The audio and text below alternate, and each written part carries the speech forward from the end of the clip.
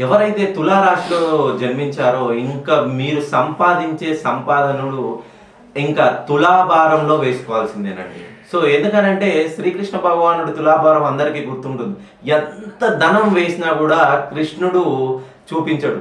మనం మనస్ఫూర్తిగా ఒక చిన్న ఆకుతో సత్యభామ వేయగానే త్రాసు అనేది ఈక్వల్ అవుతుంది.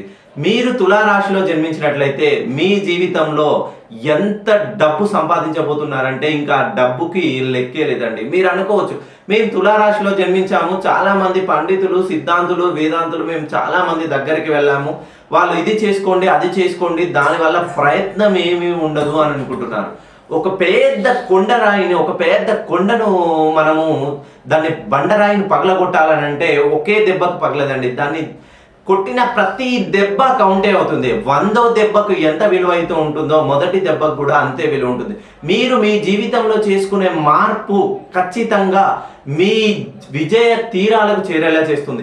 మీరు తులారాశిలో జన్మిస్తే, ఎవరైతే తులారాశి స్వాతి, చిత్త, విశాఖ నక్షత్రాల్లో జన్మిస్తే ఈ 2026 నుండి 8 సంవత్సరాలు మీరు మకుటం లేని మహారాజుల్లాగా ఎదగబోతున్నారు.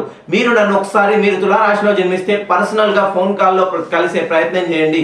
మీరు ఇంకా రాజ్యాధికారం చేపట్టకపోతే నేను ఈ శాస్త్రాన్నే వదిలేస్తాను.